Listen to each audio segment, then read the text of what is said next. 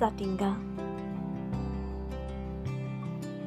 জাতিংগা হৈছে অসমৰ ডিমা হাছাও জিলাৰ অন্তৰ্গত এখন গাঁও। গুৱাহাটীৰ পশ্চিমে প্ৰায় ৩৩০ কিলোমিটাৰ দূৰত জাতিংগা অৱস্থিত। মৌচুমী ঋতুৰ শেষৰ ভাগত বিশেষকৈ অমাৱস্যা আৰু কুঁৱলীৰে ঢকা ৰাতি ৬ বজাৰ পৰা ৯:৩০ বজাৰ ভিতৰত এই ঘটনা হয়। গাঁওবাসীসকলে পক্ষীসমূহক পথভ্ৰষ্ট কৰি পোহৰৰ উৎসলৈ আকৰ্ষিত কৰে। তেওঁলোকে বাঁহৰ খুঁটা ব্যৱহাৰ কৰি পক্ষীসমূহক হত্যা কৰে। এই প্ৰাকৃতিক ঘটনাটোৰ বিষয়ে স্থানীয় জনগোষ্ঠীৰ লোকসকলে ভাবিছিল যে আকাশৰ পৰা উৰি আহি আত্মাসমূহে তেওঁলোকৰ মাজত আতংকৰ সৃষ্টি কৰিবৰ বাবে আহে।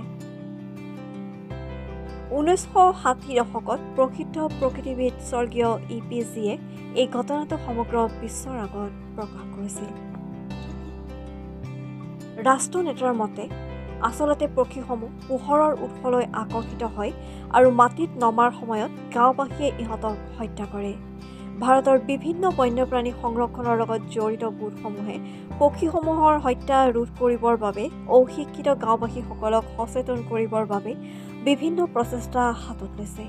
ইয়াৰ পিছত জাতিংগাত পক্ষীসমূহৰ হত্যা প্ৰায় 40% হ্ৰাস পাইছে বুলি জানিব পৰা গৈছে।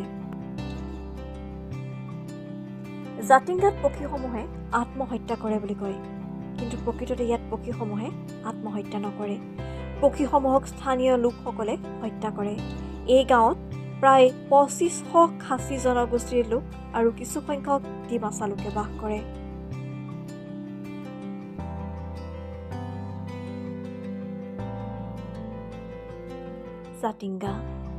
জাতিংগা হৈছে অসমৰ ডিমা হাছাও জিলাৰ অন্তৰ্গত এখন গাঁও।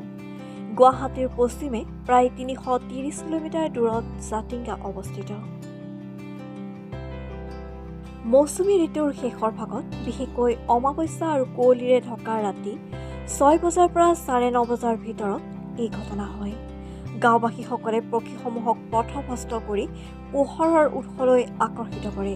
তেওঁলোকে বাঁহৰ খুঁটা ব্যৱহাৰ কৰি পক্ষীসমূহক হত্যা কৰে। এই প্ৰাকৃতিক ঘটনাটোৰ বিষয়ে স্থানীয় জনগোষ্ঠীৰ লোকসকলে ভাবিছিল যে আকাশৰ পৰা উৰি আহি আত্মাসমূহে তেওঁলোকৰ মাজত আতংকৰ সৃষ্টি কৰিবৰ বাবে আহে। 1960 দশকত প্ৰসিদ্ধ প্ৰকৃতিবিদ স্বৰ্গীয় EPGয়ে এই ঘটনাটো সমগ্ৰ বিশ্বৰ আগত প্ৰকাশ কৰিছিল। ৰাষ্ট্ৰনেতাৰ মতে আচলতে পক্ষীসমূহ পোহৰৰ উৎসলৈ আকৰ্ষিত হয় আৰু মাটিত নমাৰ সময়ত গাঁওবাসীয়ে ইহঁতক হত্যা কৰে। ভাৰতৰ বিভিন্ন বন্যপ্ৰাণী সংৰক্ষণৰ লগত জড়িত গোটসমূহে পক্ষীসমূহৰ হত্যা ৰোধ কৰিবৰ বাবে অশিক্ষিত গাঁওবাসীসকলক সচেতন কৰিবৰ বাবে বিভিন্ন প্ৰচেষ্টা হাতত লৈছে। ইয়াৰ পিছত জাতিংগাত পক্ষীসমূহৰ হত্যা প্ৰায় 40% হ্ৰাস পাইছে বুলি জানিব পৰা গৈছে। জাতিংগাত পক্ষীসমূহে আত্মহত্যা কৰে বুলি কয়, কিন্তু প্ৰকৃততে ইয়াত পক্ষীসমূহে আত্মহত্যা নকৰে।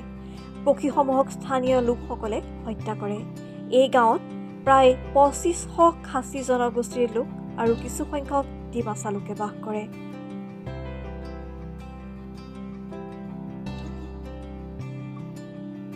নিউজ ডেস্ক ৰিপৰ্ট, টাইম বাতৰি।